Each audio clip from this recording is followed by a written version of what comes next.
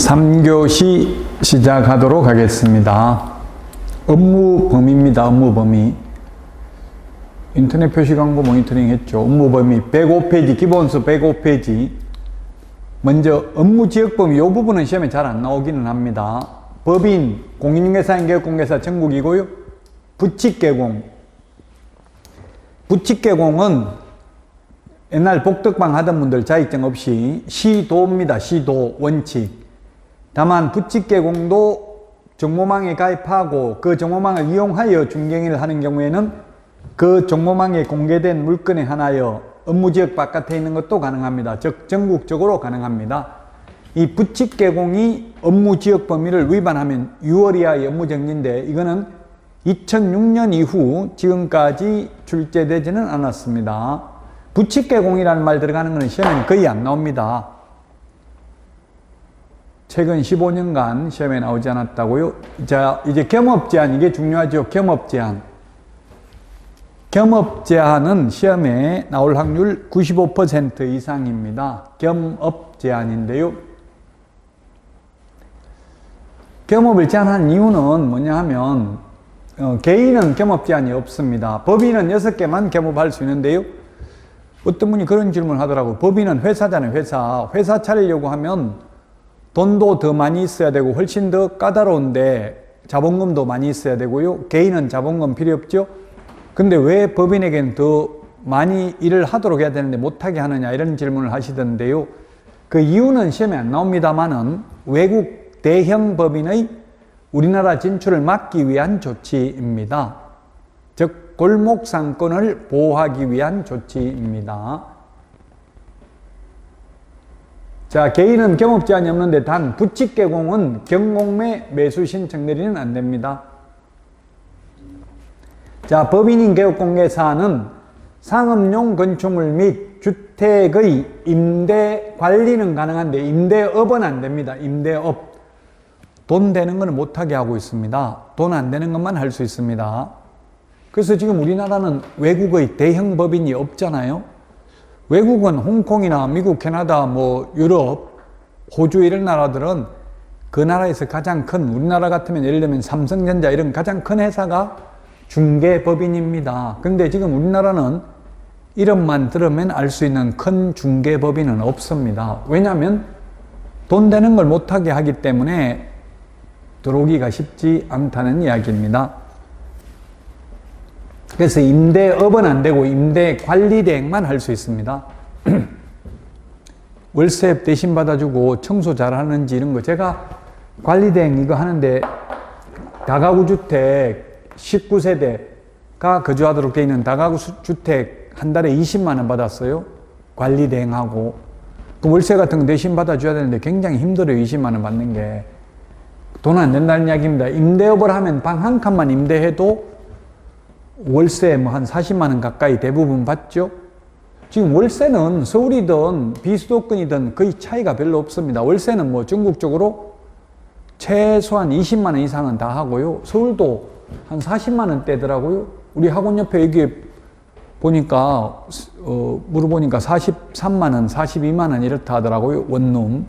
밖까지 식사 제공도 돼 있더라고요. 그 식사 제공 어떻게 하는지 물어보니까 물론 쌀 있고 밥 해 먹을 수 있도록 김치 있다고는 하더라고요. 자, 어쨌든 임대업을 해야 돈이 되는데 임대업은 못한다. 임대 관리 대행만 할 수 있다. 그 다음에 부동산의 이용 개발 및 거래에 관한 상담업은 할 수 있는데 개발업은 안 된다. 개발업을 해야 돈이 되죠. 부가가치를 높이는 게 개발업이잖아요. 개발업은 안 되고 개발에 관한 상담만 할 수 있다. 돈 안 되는 것만 할 수 있다. 골목상권 보호하려고. 그 다음에 개업공개사를 대상으로 경영기법 및 경영정보 제공, 프랜차이즈 가맹점업을 할 수 있습니다. 시험에 공인중개사 대상 X, 소속공인중개사 대상 X, 일반인 대상 X, 개업공인중개사를 대상으로 합니다.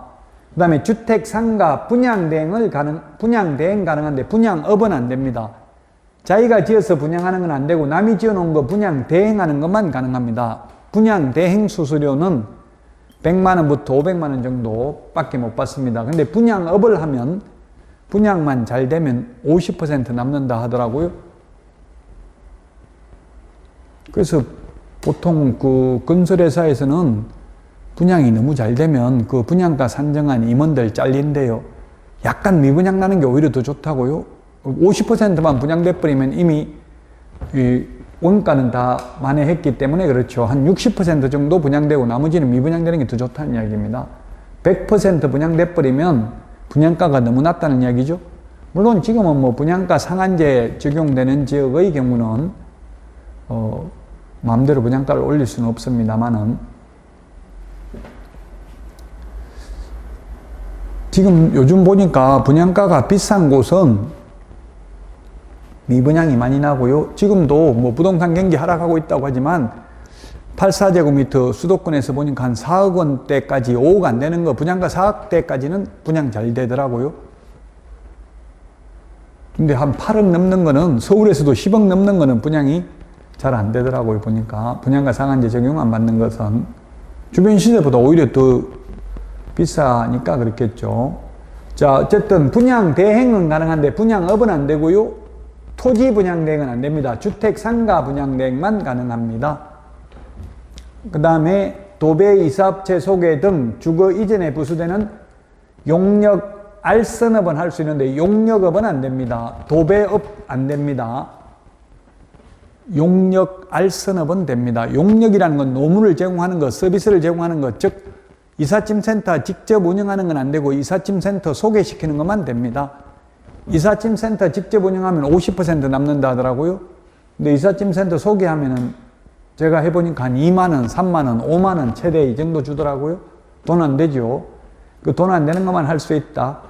경공매 매수 신청들이 입찰들이 할 수 있는데 부칙개공은 경공매 매수 신청들이 못한다. 옛날 복덕방 하던 분들 자격증 없이 이분들은 경공매 매수 신청들이는 안 된다. 왜냐하면 경공매는 매수 신청들이 하려면 법률 지식이 좀 있어야 되기 때문에 그렇죠.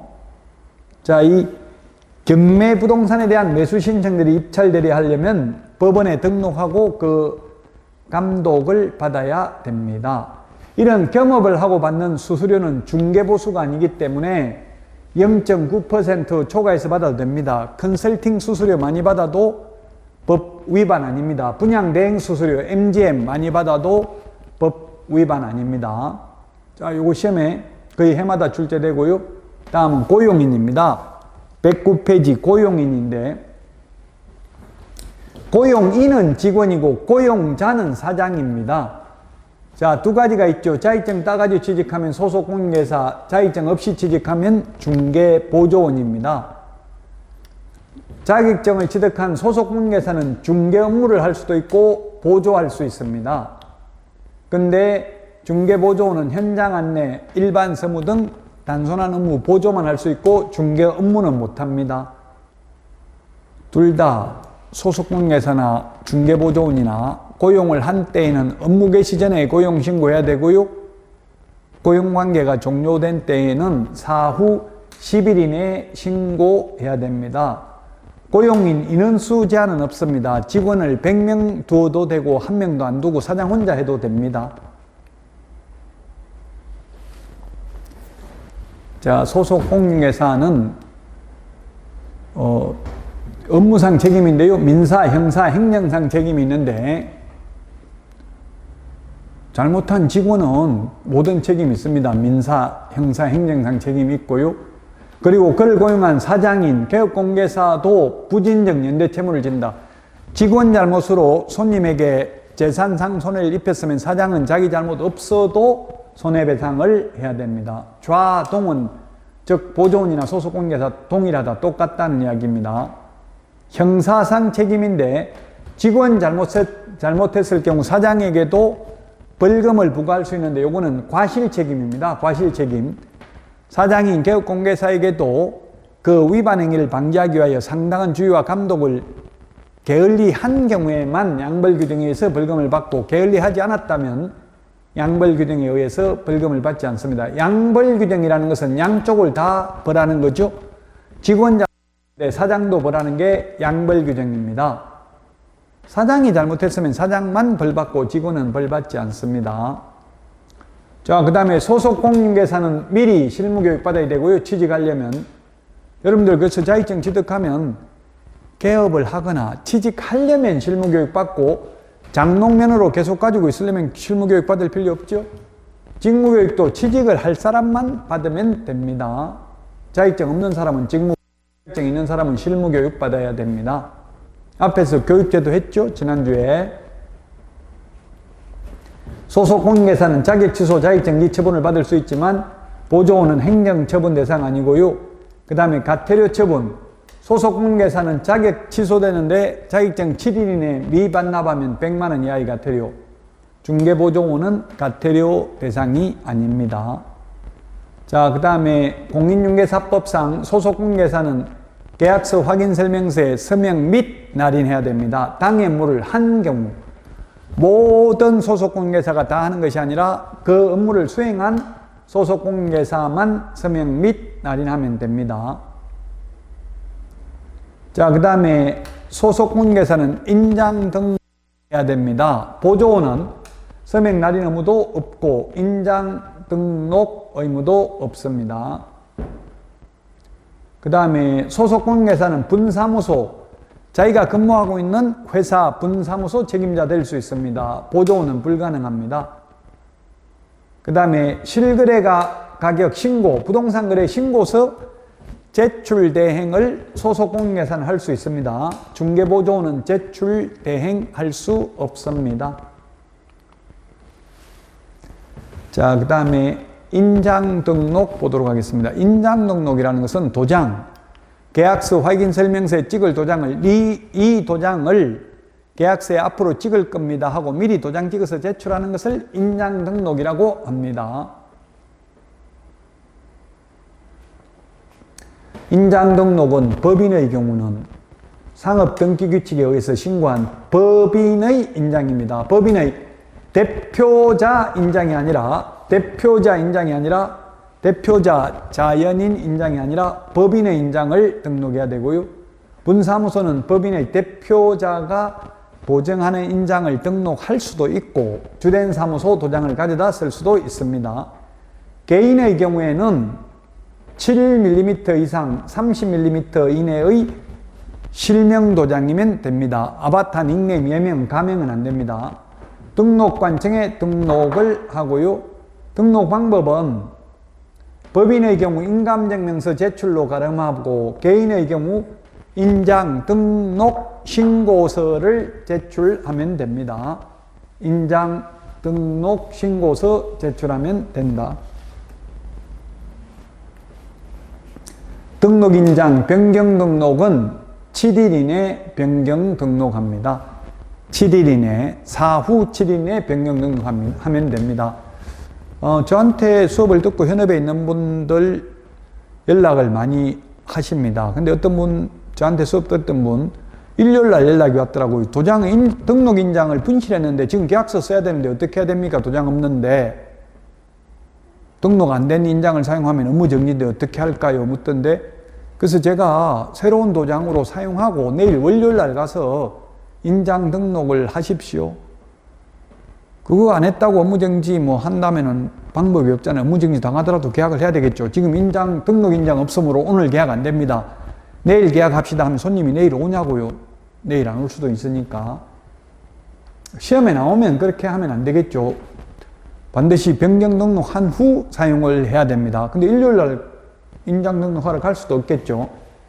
그래서 7일 이내라는 것은 꼭 7일 있다가 변경 등록하라는 의미가 아니라 이 7일이라는 것은 민원인의 편의를 위해서 둔 기간이고 사용하고 싶으면 곧바로 변경 등록한 후에 사용하면 된다는 게 유권 해석이 되겠습니다.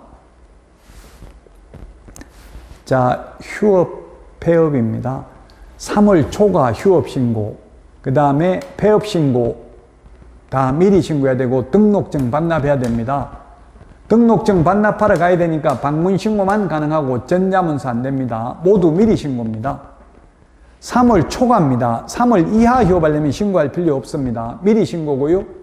그 다음에 한번 휴업하면 6개월을 초과할 수 없습니다. 다만 질병으로 인한 병원에 입원하는 경우, 징집, 군대 가는 경우, 학교 가는 경우, 임신, 출산의 경우에는 6개월 초과할 수도 있습니다.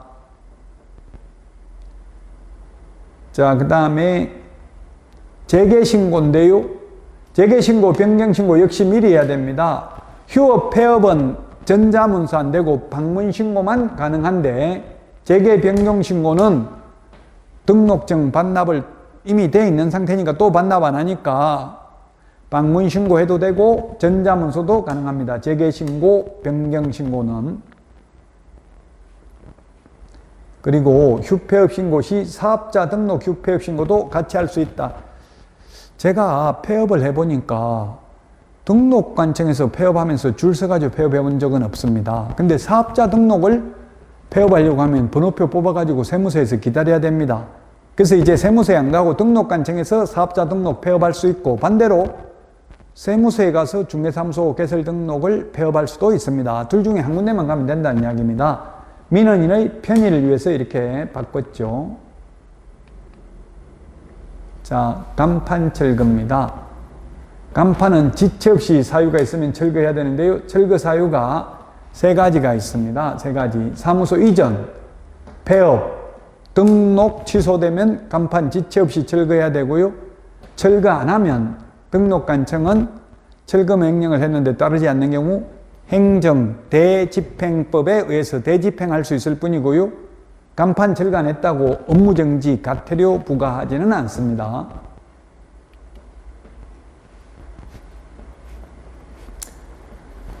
자, 오늘 한 내용이 굉장히 많은데요. 오늘 한 거 내용 다시 한번 적어볼까요? 등록 절차. 등록 절차 한 문제 시험에 출제됩니다. 등록 절차란 자격증을 취득해서부터 개업할 때까지 절차입니다. 소속 공인중개사 등록 안 된다. 33회 시험에 출제됐습니다. 33회가 32회보다 합격자가 많다고 했는데요.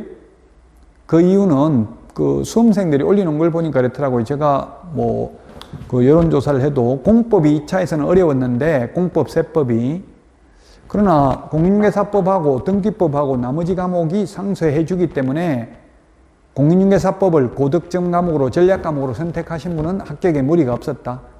이 공인중개사법은 아무리 어렵게 내더라도 80점 받을 수 있습니다. 제 강의만 모두 다 듣고 기본서 5번만 읽어보면 무조건 합격입니다. 가장 확실하게 합격하려면 빨리 시작해야 되고, 확실하게 떨어지려면 늦게 시작하면 되겠죠. 내일 시험 보면 하루 전에 시작하면 그거는 100% 떨어졌다고 봐야 되잖아요.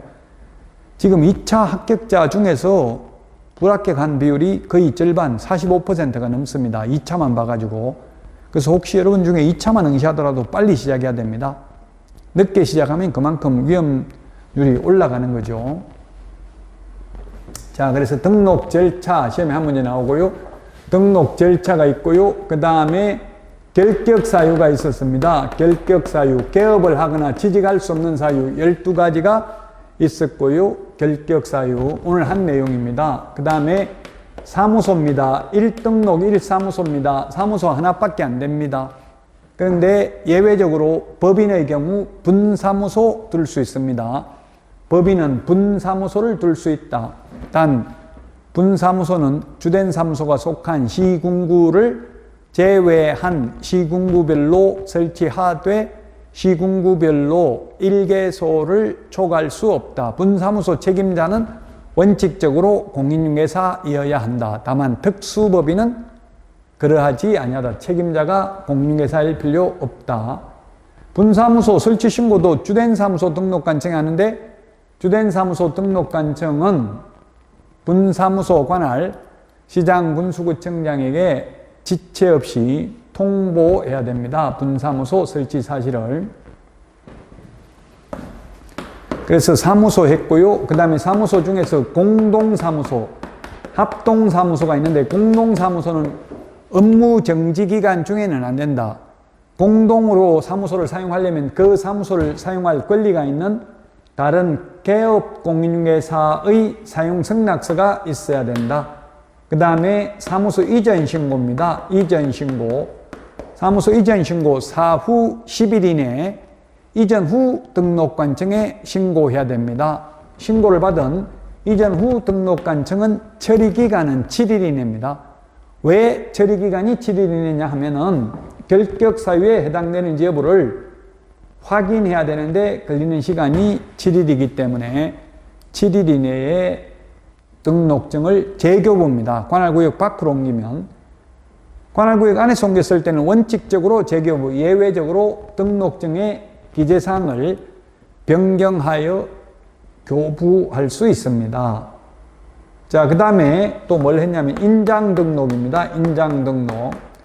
이 각각 다 시험에 한 문제씩 나올 수 있습니다. 인장등록, 계약서 확인설명서에 찍을 도장을 미리 이 도장을 쓰겠습니다 하고 도장을 찍어서 제출하는 것을 인장등록이라고 하는데, 법인 인감도장이어야 하고요, 개인은 인감도장일 필요는 없습니다. 반드시. 물론 인감도장이라도 상관없고요, 단 7mm 이상 30mm 이내의 실명도장이면 된다. 등록인장 변경등록 7일 이내에 해야 됩니다. 법인의 분사무소에서 사용할 인장은 법인의 대표자가 보증하는 인장을 등록할 수 있습니다.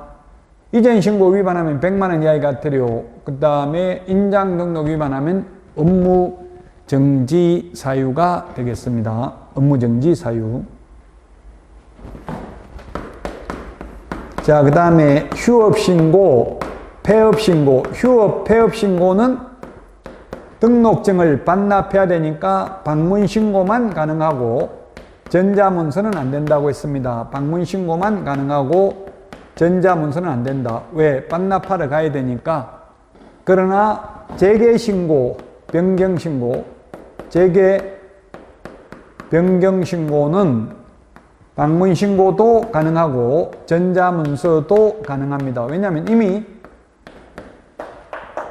등록증 반납된 상태에서 재개신고하는 거니까요. 휴업은 원칙적으로 3월 초과하는 경우에 신고해야 됩니다. 3월 이하는 신고할 필요 없습니다. 한번 신고하면 6개월간 휴업할 수 있습니다. 다만 부득이한 사유가 있으면 6월 초과할 수 있습니다. 징집으로 인한 입영, 치약, 질병으로 인한 요양, 그 다음에 임신, 출산의 경우에 6개월 초과할 수도 있습니다. 자, 그 다음에 간판 철거가 있습니다. 간판 철거. 간판 철거해야 되는 거 지체 없이 해야 되고요. 지체 없이 안 하면 행정대집행법에 의해서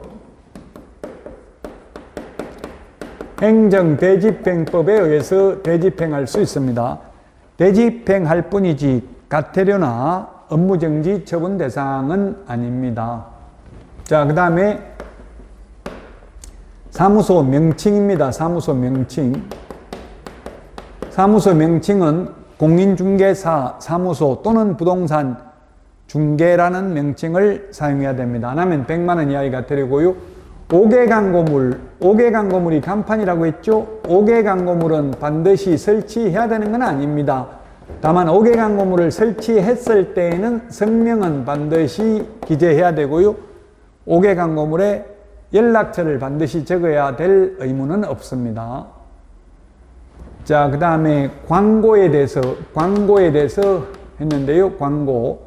광고하려면 성명, 소연 등 5개를 기재해야 됩니다. 성명, 소연 등.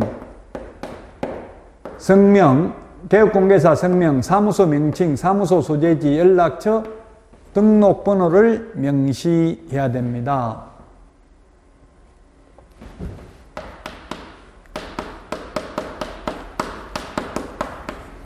그런데 인터넷 표시 광고를 하려면 인터넷으로 표시 광고를 하는 경우에는 이 5가지 외에 추가로 중개대상물 소재지, 중개상물의 면적, 중개상물의 종류, 가격, 거래 형태도 명시해야 됩니다. 매매든 임대차든 이런 게.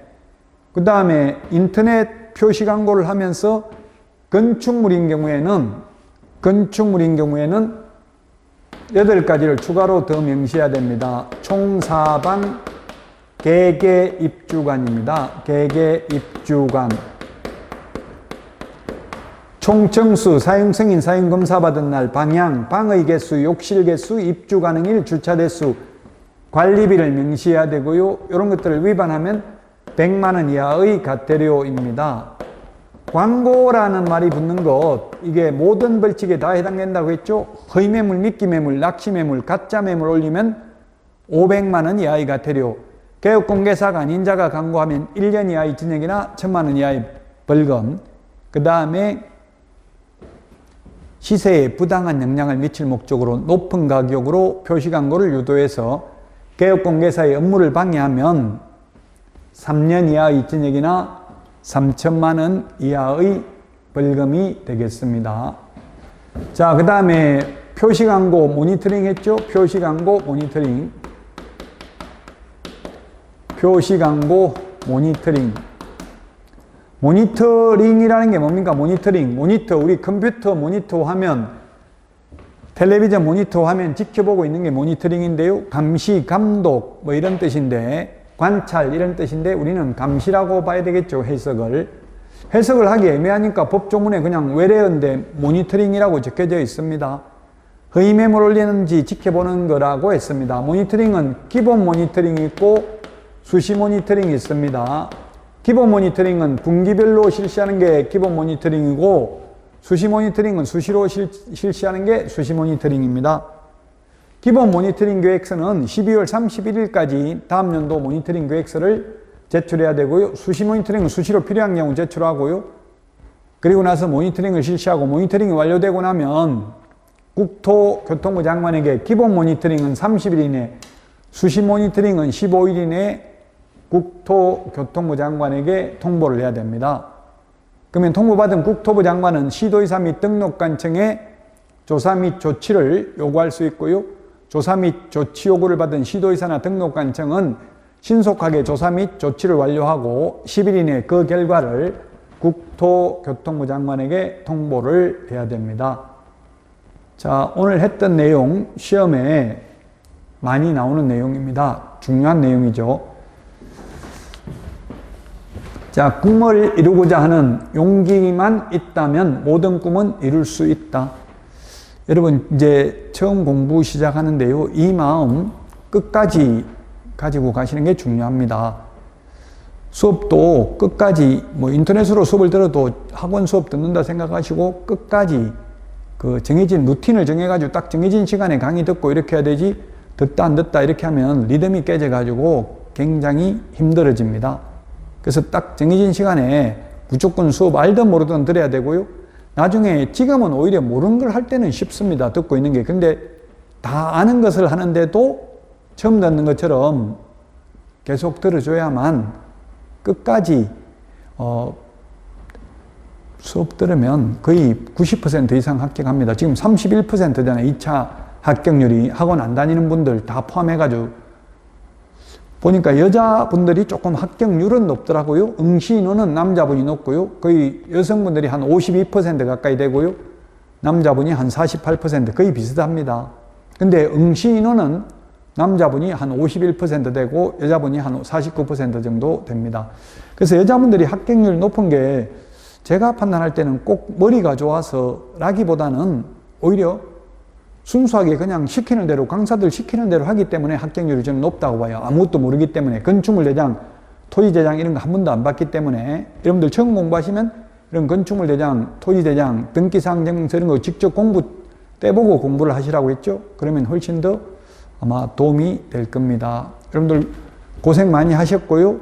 다음 주에 다시 찾아뵙고 마치도록 하겠습니다. 수고하셨습니다.